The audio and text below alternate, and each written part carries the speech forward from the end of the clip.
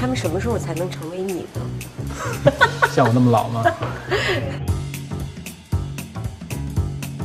请用一个词形容对 Matt 的感受，自成一脉，自圆其说。不像是好话，超费钱。浪漫就是要费钱呀。这个怎么那么像龟壳啊？这个要改。像你做建筑师，也老有人去骂你啊，点评你。这个得练。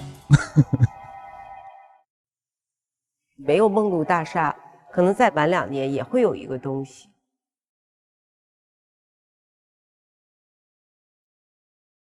尊重历史，不要怕历史，就是可以有新东西跟老的能共存。城市不能丢弃真实的生活。我觉得这就是建筑师最有满足感的，就是他能实现很多人的梦想。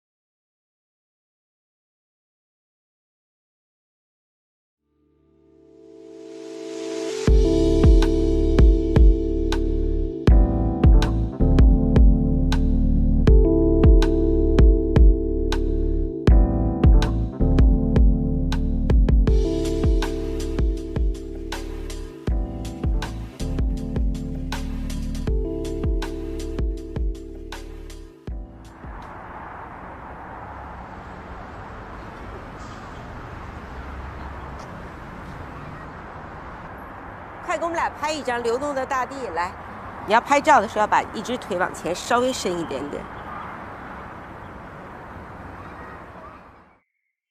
这是我画那图。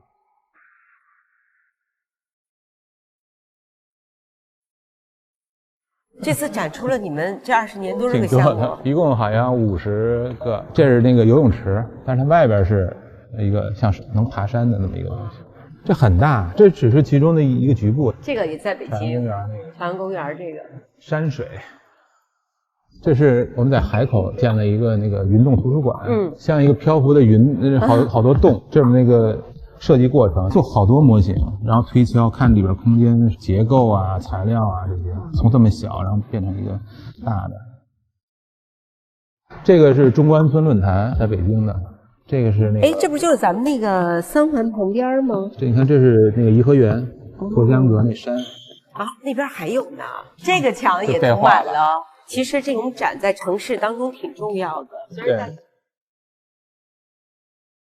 这里边全是那个有点艺术设计这类的东西，就不是建筑。这有个椅子，有一种漂浮的轻的感觉。这是那个乐城。那幼儿园觉得特别有意思，因为你把北京这种四合院放进去了啊。对，好多人都调侃说这叫大裂缝。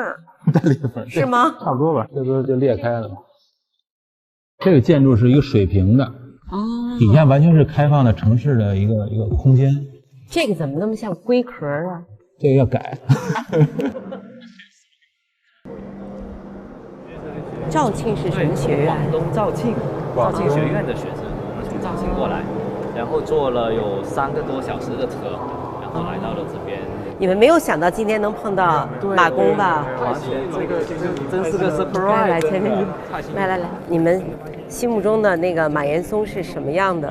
马老师一开始给我们的形象就是他挺严肃的啊，但是我们在严肃点好。对，那我帮你们拍张照先，好不好？集体的，您签吧。太好了。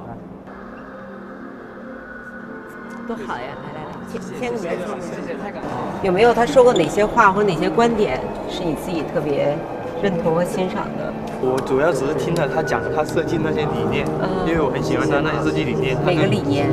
你看，就像那个体育馆那样，它很轻盈。我想象我要是站在这里，我看那个建筑，我第一时间我感觉它不会很沉重，它就像漂浮着一朵云一样，给人感觉很舒适、很轻松。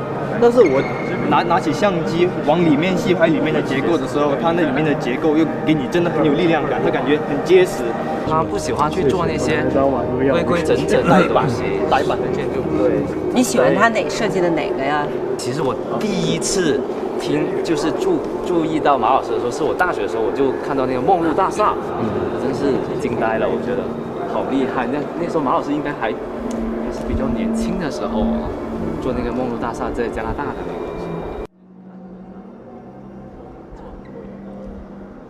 梦露大厦，什么叫梦露大厦？是因为就是让您曲线一战成名的。对对对，最早的一个国际竞赛。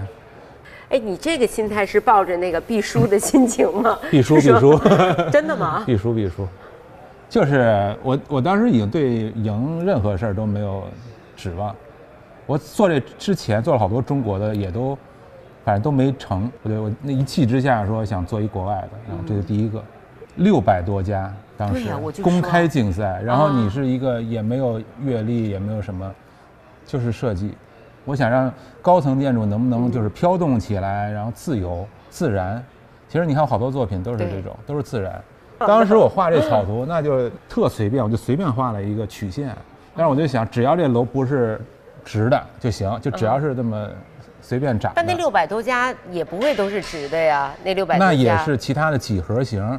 弧线、三角什么这种，但是都不是这种灵动生长的，所以我觉得好多就当时那个市民还有那些喜欢它的人，都是对咱们这个现代城市已经烦了。所以我觉得这应该是你人生中一个特别大的转折。但我自己是这么看啊，我觉得没有梦露大厦，可能再晚2年也会有一个东西。我觉得就那个时期，我所有作品。都是想说这个自然啊什么这种事儿，就是对现代城市永远是抱着一种批判的那种感觉。具体你说了这个批判声音发出来以后，人家不欣赏你不接受你是一个正常的事情，因为你在说都不好，能接受能改变那是肯定是少数的机会。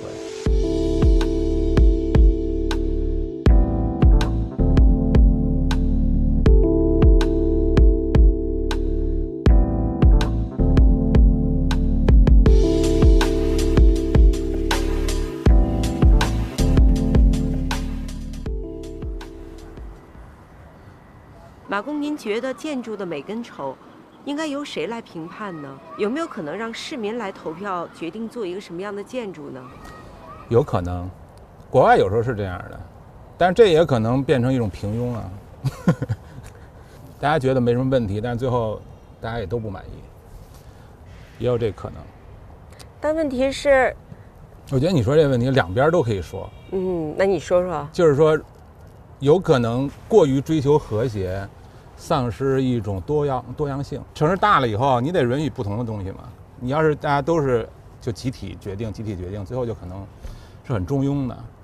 但是另外一个就是那些独特的东西，怎么能保持一个好的品位？我觉得这是一个真正问题。我觉得可以是有些地标，有些特别不一样的。你看这个老鼓楼、钟楼，那它跟那个老建筑也不是一回事儿，那就突然就起来。但是它比例什么，它处理得好也行。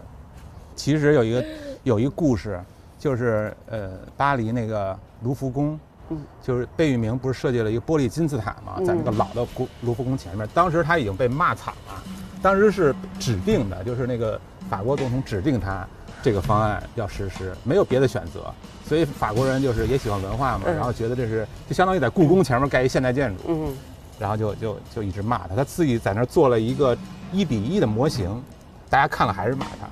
但是仍然给推动这个盖了，它是一个把新和老并置在一起的一个先例。如果没有那个先例的一个突破，你想象不到今天的法国人可以接受这么多新的建筑，新的和传统的，它一直可能是一个保守传统的那么一个文化环境。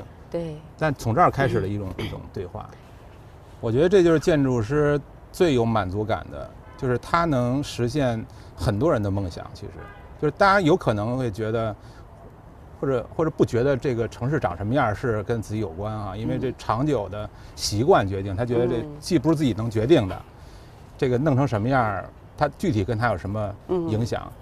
但是你就想这么一件事，如果我们这城市全是一个特别单一的那种开发区似的，就是卖地，就是盖房子挣钱，或者是一个像老北京、什么巴黎、纽约什么这种，就是充满着文化氛围，那对我们的孩子来说，年轻人来说，他在这个环境长大肯定是不一样的。真的。所以其实应该每个人都参与这个过程。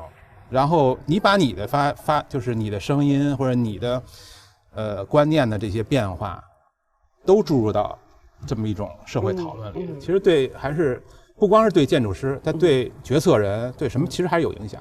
他不是说我们必须懂了才有资格参与，不用，对吧？我们可以各抒己见，而且我觉得在这种讨论当中，其实也是一种学习。那我问你，你比如说像你做建筑师。也老有人去骂你啊，点评你。所以你说这个我就知道，我就很熟悉啊，经常听到这些。那你哪个作品被骂的最惨？以前最惨啊！事实证明，这作品其实是好的作品。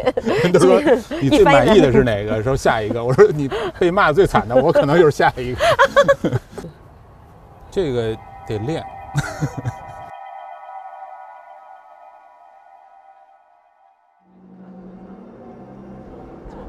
我看大家都是有一个特别多的段子，就是骂甲方嘛，就是说你不尊重设计师，对，不尊重。那你说你不干这行，你有没得干，那怎么能够就是说坚持下来呢？想能跟所有人能合作好这件事本来就不现实，因为设计就本来挺个人、挺自我的一件事，肯定有很多人是不能认可的，哪怕他人品再好，也不一定就是欣赏你，这就是一现实。首先得做到能表达自己吧，然后运气好的。能找到那些欣赏你的人，就比如说，他们让你很不爽，但是你不能因为这个，就去折磨自己。就是我不太会因为人的态度感觉爽不爽。哦，对，我是就想问这个问题。对，就不要太容易不爽这件事。但是就是前提是你想做成一件事儿嘛，就是你如果觉得这件事儿你要表达出来，这个作品是很重要的，人这些就稍微放喜欢谁不喜欢谁。但人家很容易就是你老去调到那个人对你产生的情绪，这是需要修炼的。我觉得艺术家这方面挺迟钝的，就是你可能会原来迟钝，对你不了解迟钝，你不太了解别人怎么回事，喜欢还是不喜欢你，你就想干这件事。但是呢，现实就是说你想干这件事也可能也成不了，这个得做好准备就完了。但是我觉得最重要就是自己先得把自己想做什么，你先得立起来，要不然人都不知道你是谁。何谈喜欢不喜欢呀？没错。心灵的居所，而非身躯的智库。这是在回答建筑是什么？饱受摧残的身体和心灵，被谁？甲方吗？被现实吧。建筑师在这个刚走上工作岗位的时候，会经历饱受摧残的身体和心灵吗？当然了，天天熬夜，天天改。可以用一个词，又把你们的某种这些建筑之间的连接，体会你的精神的词呢？你说出来，我把它写在这儿。他们说的都对。自然，我觉得我觉得超现实是我想要的。好多画的漫画。你心中最无聊的城市和最有趣的城市分别是哪个？深圳、前海、乌镇是最无聊的。北京、南京、重庆，没有菜市场和下棋大爷的地方。这个人写的最无聊的地方是我楼下。主要看城市和你同行的人是不是有趣。有写云南是最好的，最无聊冒号上海问号。你觉得呢？我都说不出哪个是最，我老觉得每个城市都有一块是我喜欢的。问题问得不好。你觉得建筑师应该解决哪些现实问题呢？工资。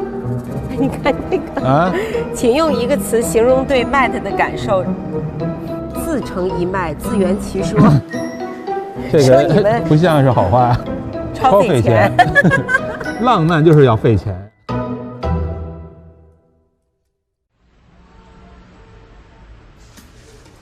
马老师，这个公司真漂亮。我们当时在园区的时候就没有看到有这样的一个。我来这儿之前也没发现，我主要来了一看那个屋顶特别棒，就能看到整个城市。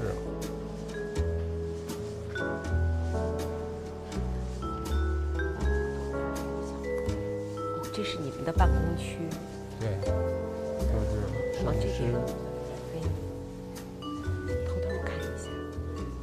没事，从这儿可以走。他们什么时候才能成为你呢？像我那么老吗？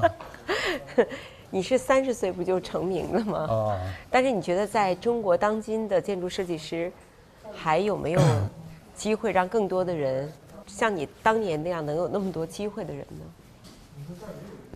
这种可能性是多少？我觉得我当时也可以留在美国，或者我其实当时在伦敦工作，我老师就让我去他的办公室，但是我还是觉得要回中国自己做。他当年是最炙手可热的设计师，你留在他的这个设计工作室好像才1年吧？对，你就回国，对，到底是为什么呢？我觉得我这样我可以自己做嘛，而且中国，我其实当时没觉得是机会，我就觉得中国问题多，就是你看它的城市建筑，或者你认为建筑还涉及到文化话题的话，有很多事儿你都想去表达，然后我觉得这就是对我来说就是最想去做的事儿。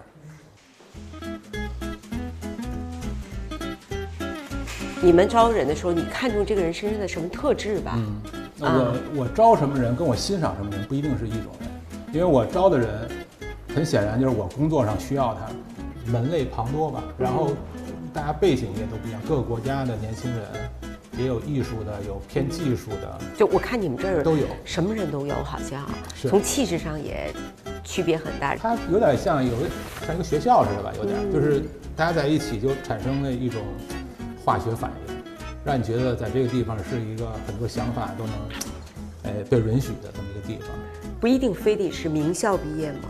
没有，我都不是。哎，我本来不是，但是我就记得，刚开始的时候我就管招聘，就是来，因为没几个人的时候，每次他们就问我，我都不问他们什么学校这些，他们都老是问我好多问题，说你这儿，有工资吗？说你老做竞赛，怎么生存？就采访我。我是觉得我欣赏年轻人，尤其是在未来特别不明确啊，我觉得未来肯定不会有人说一辈子一直干一个就是传统意义的一个专业吧。所以我觉得建筑的这些人，他其实是能学会一个去寻找热情和激情，然后表达自己的这么一个能力，他以后干什么都行。可以是盖房子，也可能是设计小的东西，也可以设计是一个无形的东西。但他找到了那个激情的方法了。对，我建筑是挺这个触类旁通吧，挺综合的一件事，有技术，你看有艺术，有思想，有历史，什么都有，有美术，所以它可能，尤其未来的这个，我觉得没人知道，哪个可能未来所有年轻人的工作现在都没产生呢还。那你说会不会有的人他就一直在画图纸，他就当不了建筑师，所以他也会抱怨这个行业呢？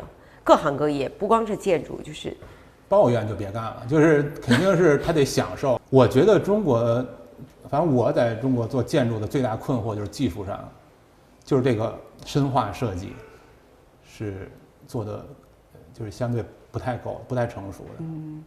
你看这个是原本那个北京2050是一片，这个胡同里边就做好多泡泡，就是好多卫生间或者是工作室啊，这些新的功能，就是新老可以生长在一起，这个想法。那你的想法就是特别想在这些你生活的这样的一个土地上再去做一些你的东西。我就想说，尊重历史，不要怕历史，就是可以有新东西跟老的能共存。所以你看，这个就是一些新的嘛。城市不能丢弃真实的生活，你不能说我们都住在那个小区里，什么现代的生活，然后这边还什么都不管，连热水、什么煤气都没有，上厕所都不方便，上厕所也没有，卫生间就把它说保护了，但是它没有一个融入现代社会的一个功能，所以其实这里边是想说这事儿。到这儿以后，你看全看见了，这北京城。我完全丧失了分辨东西南北的能力。那边就是东面，你看那边隐隐约约看那个 CBD 嘛，然后这一条就是2环。2环里边你看全是平房啊，树，一到2环开始就是有这种楼了。然后往那边你看那个小亭子那块儿，就是在哪儿？哦，看到了，小山嘛，那上面白色那个就是北海啊。而且现在你看是有黄色的，因为现在就是树叶有些变色。如果光是绿的，完全没有这种感觉。还有这个黄色的，然后北京的这个瓦底儿，想起了姜文那电影叫什么来着？在屋顶上跑那个。邪不压正。邪不压正，邪不压正，一直在屋顶上。我们小时候就是那样的。真在屋顶跑啊？就上屋顶，首先是很好玩，然后你要是跨着屋顶一直跑，就感觉是很自由，就觉得你能以前不是聚在一胡同里那感觉吗？你现在就可以一直跑到别的地方去。但是基本上你看这底下都是这样，你看都是这个我发现了一个很重要的一个古建筑的原则，就是空间是隔着的，因为它就是中间是院子嘛。房子因为在边上，所以房子能连在一起。这就跟那个你要是到了美国那房子，你没法这样。它都是房子分开的。是。咱们这个是房子连着，空间是分开。所以就是在咱们这种哲学里，觉得这空间是重要的。每户有一个自己的内向的，这树就长院子里嘛。我们能看得远，是因为底下全是平房，全是四合院。但我们这个楼其实还有这几个，你看这种小方块这种。都是有点破坏老城的风貌。那时候是拆了这个老房子盖的，但是后来也就拆不了了。但是它也是限高了，然后再远就更可以高。所以北京是一个碗儿，中间低，然后四面慢慢可以高起来。我小学、初中都离这儿挺近的，这片儿也挺熟。你小学在哪个小学呀？在美术馆后街，那个就是美术馆，就是现在叫国家美术馆。哎，我觉得你挺复杂的。你看，美术馆后街长大，然后你奶奶家，你刚才说是在王府井。对。然后我看过一资料，西单又是谁家呀？西单是我爸妈他们住的那个宿舍吧，现在大杂院也是。那你觉得你在这个建筑的设计上，后来跟你小的时候生活的这个环境关系大吗？我觉得特大关系，也是跟你说这个。我如果现在不那么想，我可能也不会意识到，就觉得反正就是挺好玩的这城市。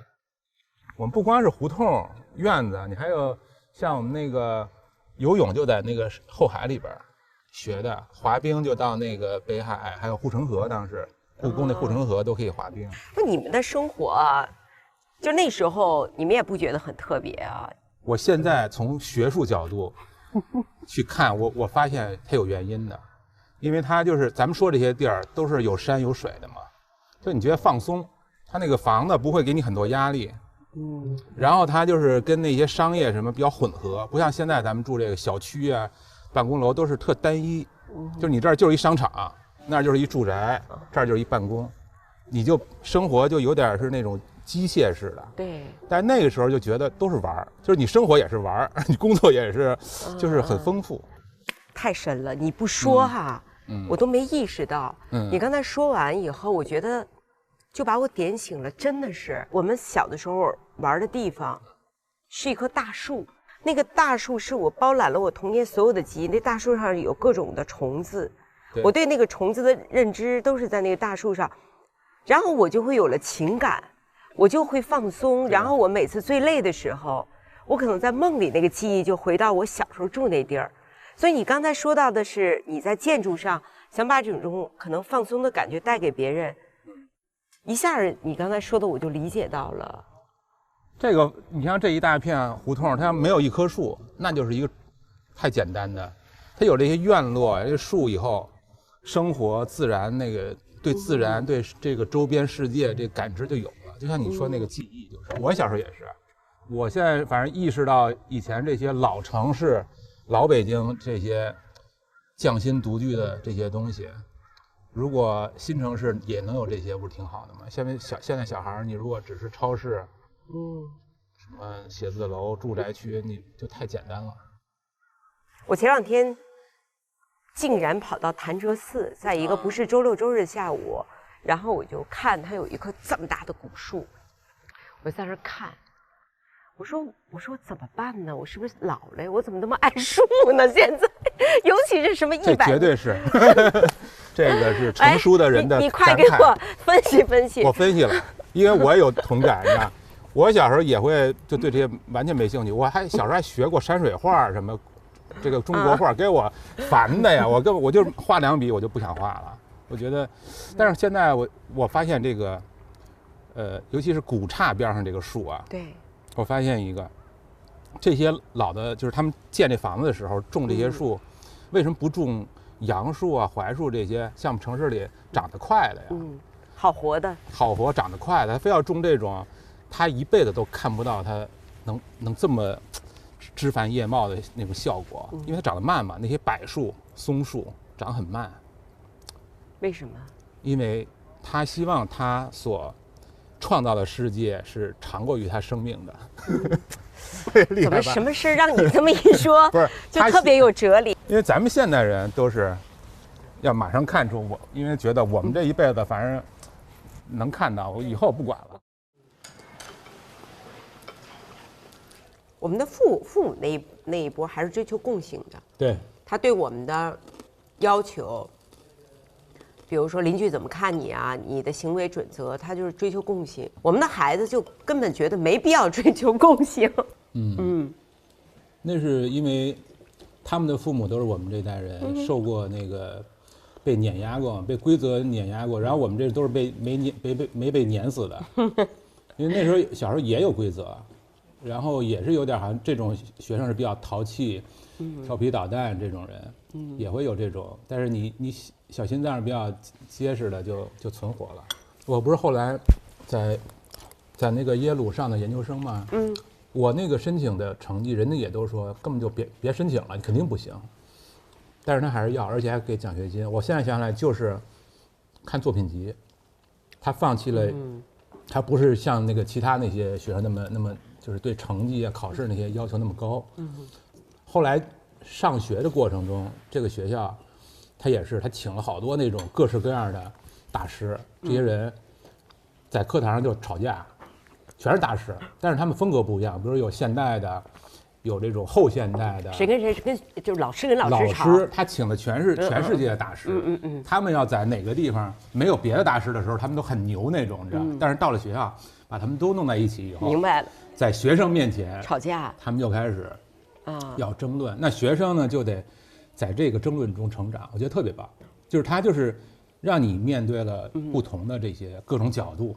好的教育不光是建筑啊，就是所有的教育，它这个环境就应该让你成为更极端的你自己。就是你本来有很多共性的东西，但是你有那么一点儿与众不同的那个点。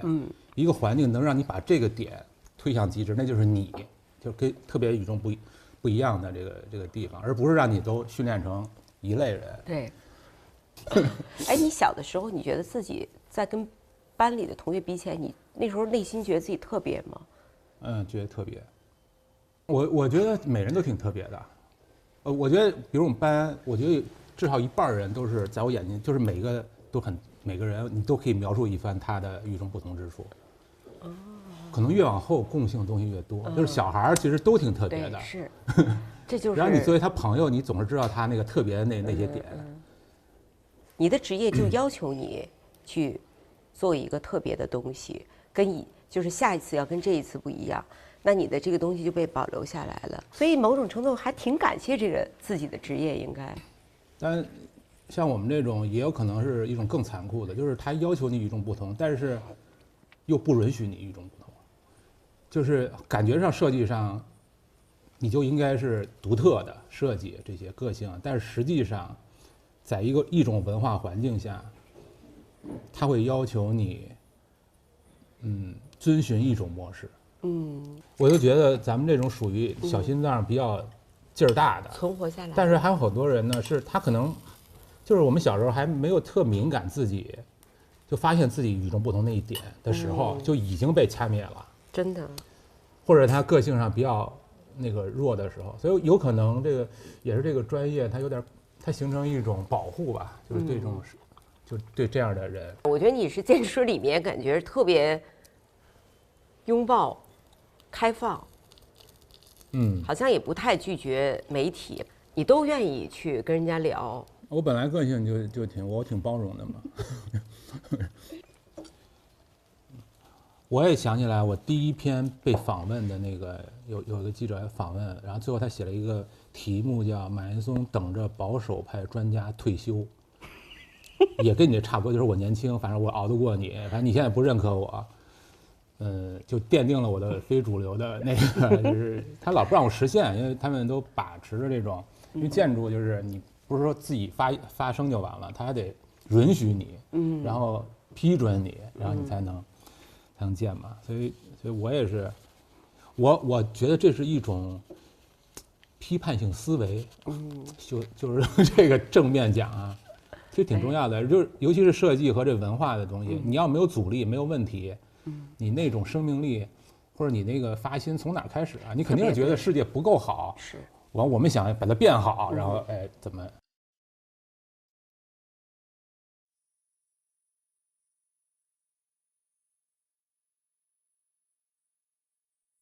马老师，哎呀，你刚才那个侧影儿，特别像诗人。真的吗？哎，这是这儿吗？对。你早晨就是说你住这酒店，我看你拍了一张照片，就是下面，你是要住在工地边还是？对，这边的酒店我都住过，那边也是。就是你为了能看到自己那工地是吗？什么感受呀？感觉有种包工头的感觉。就是要反复验证，这房子在这是不是合适。你设计的时候完全在图纸上、模型上，跟那个实际上还是不一样。哎，这个我觉得有意思。你看它旁边这家酒店，你这么住，这么住，这么住，对，就在这边住，那边住。那你也改不了图纸了呀。景观设计什么这些还是可以改的，可以调。然后里边空间我们会经常去，就工地里边。但是在最后完工前，你还是看不到全貌嘛，反正就是靠自己的想象。然后这周边的你可以从各个角度去看，它需要你知道一个城市的气质嘛，就这个环境的它气质是年轻人的，像这个地方就是很多年轻人，然后科技创新，自然，就是你要知道它的一个气质，还有整个城市的气质。如果现在你想就是拿下这些项目，你更愿意拿北京的还是这种深圳？还深圳？我都挺喜欢的。我真挺喜欢深圳，我现在越来越喜欢，可能我在这儿的工作也多了。我觉得我现在这几个建好了以后，都是对这城市的改变挺大的，都是这样的项目。然后只有这个地方能给这样的机会。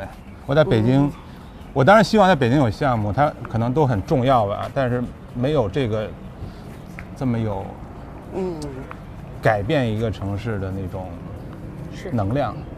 因为这城市将来是什么样，就是现在的人怎么去塑造。而且就是给你这种舞台，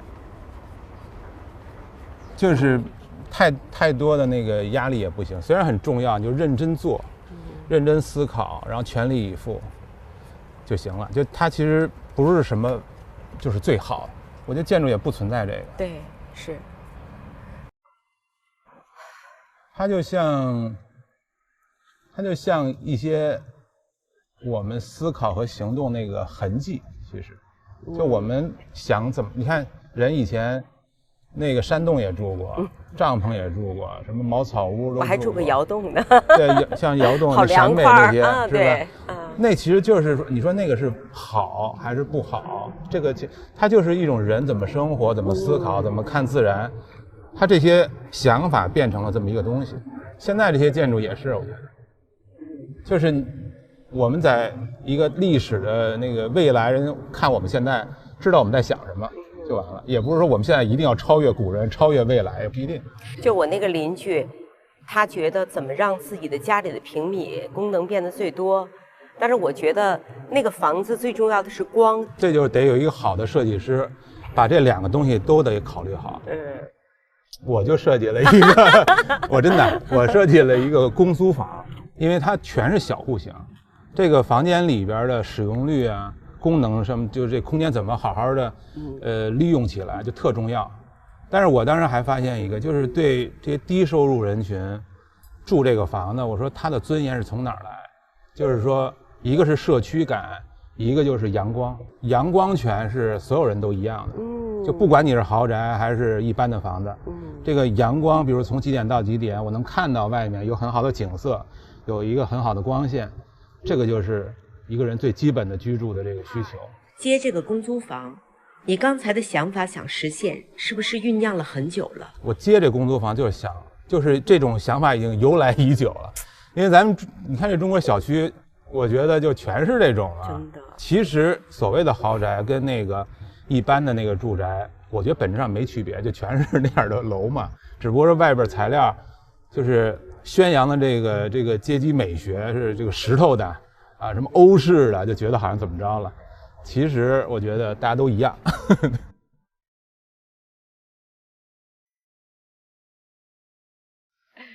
就那您觉得最舒服的就是人跟城市之间的状态是什么呢？我提一个叫山水城市。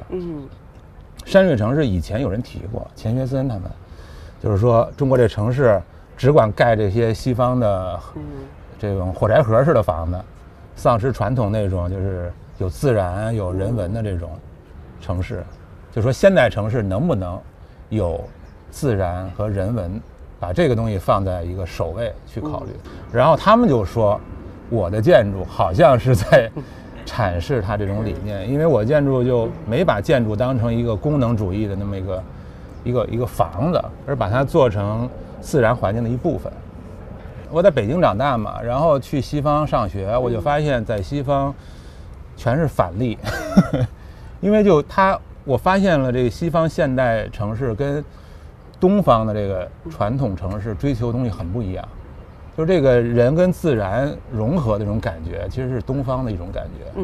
西方认为人是主体，自然是其次，所以建筑然后盖一房子，比如说你盖有块地嘛，中间盖一房子，剩下就是绿地，跟咱们这个园林啊什么院落在里边就很不一样。然后人是主体的时候呢，自然是作为人的一种，就是你观看它或者一种资源去考虑，而不是说像我们就觉得自然是人的精神的这种延续。你看诗情画意啊，这种东方的东西。所以我就觉得我刚回来那时候，就是咱们中国就到处城市化嘛，就是建房子，就是这地在这儿，然后就种房子，不停的种房子，住宅楼是千城一面，然后这个 CBD 也是，就特别缺少跟自然啊、跟人文的这种结合的考虑。所以你就开始做这部分。我又不是那种整个规划的那种专业，我只能从建筑这个微观去提出来。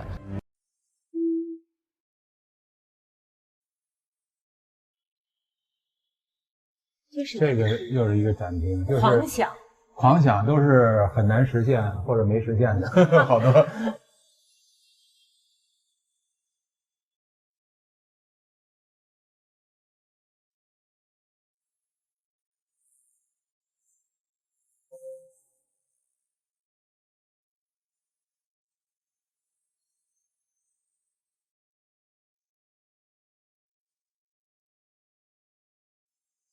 就是你从回国到现在是20年吗？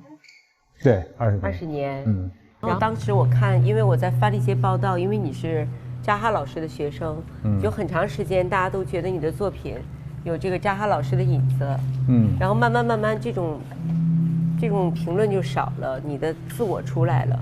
就是原来大家去这么说的时候，你介意吗？介意啊。这肯定是有意要注意一点的。就是有老师的影子，那可能也正常吧。其实一开始我选他当我老师，因为我确实喜欢他的东西。然后，但是到了那个卢卡斯的时候，是我已经赢了他了。因为老师的公司也来他们那个竞标来了，也参与了那个竞赛。然后我觉得还是我就开始看这个我们之间的区别，我觉得还是挺大的。他的你不能说简单的曲线直线，因为它是曲线，大部分建筑是用直线嘛。所以你一旦用曲线，大家觉得好像曲线都一样，但是其实在直线里边，那是不是也都是没有区别呢？其实不是，就是它的曲线是我觉得更数字化的，更几何的，我的就更自然一点，自由一点，更写意一点，还是不太一样。所以那天说老师的公司也来竞标，其实我没敢往下问，就是一个你赢了的以后，是一种什么样的心情？因为一般别人要赢了他都骂一通，但是他学生他还心里还要对，又想了一下，哎，我学生对，因为很好的老师是希望自己的学生超越自己，对，对吧？对啊，我们后来也碰到一起，哦，真的也说这个事儿。你老师怎么说的？他就翻白眼呗，但是他经常给我翻白眼，上学的时候就那样。我觉得你后来回国以后，你的态度其实还是受了老师的影响。真的就是因为你看到什么人，他是怎么去选择很多事情的，我觉得这是一个影响，就像家庭对我们的影响一样，怎么样保留自我，他怎么去说 no， 是，我觉得对你肯定是有影响的。对，其实他也不是一个个例，就是有一代人当时都是这样的，他等于到了40、50岁还没有建成项目，然后有一批这样的人坚持自己想做那个东西，然后就整天画图，人家办展览，人家看，哎，这个设计挺好，但是就是建不起来，那就这类的很多，所以这一类人在我们这个那时候的那个学生当中都是英雄主义的那种，我们觉得做建筑就应该这样做，就跟摇滚明星似的，你知道吗？这深圳城市市民性什么的还是弄得挺好的。深圳这个小公园真不错，小孩还能玩水，坡起。你没发现这个地不平的时候，人家愿意跑，就跟着那个就起伏。你看那个小广场，那个就是，这个就是流动的大地啊。我觉得你那展今天我看完，我觉得最亮的就是那个圆桌，因为你的那个展是在很多城市都有嘛，跟大家有关系又没关系，但是中间那个圆桌让大家去写，就是把那个没关系最后变成有关系了。是，对，我觉得我看建筑可能跟你这个还真差不多，就是你要把它像一个舞台一样考虑成一个舞台，然后在这个舞台上，你不同的人和戏剧在这上演，就跟这城市里每个个体都不一样，但他们都在这个同一个舞台上，对，都能上这个舞台，它不是我跟某一个个体的一个1对1的关系，所以这个可能这个舞台就是公共项目，比如一个文化建筑，一个城市空间，得让所有人都能表达。对，这个很重要。你看，好多人在拍我们，这也是一种行为艺术。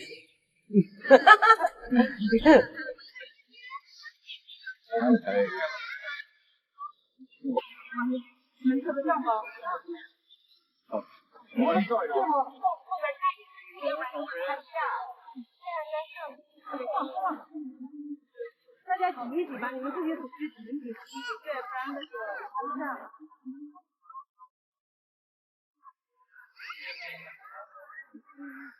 更多精彩内容尽在新浪娱乐微博纪录片《新浪综艺》。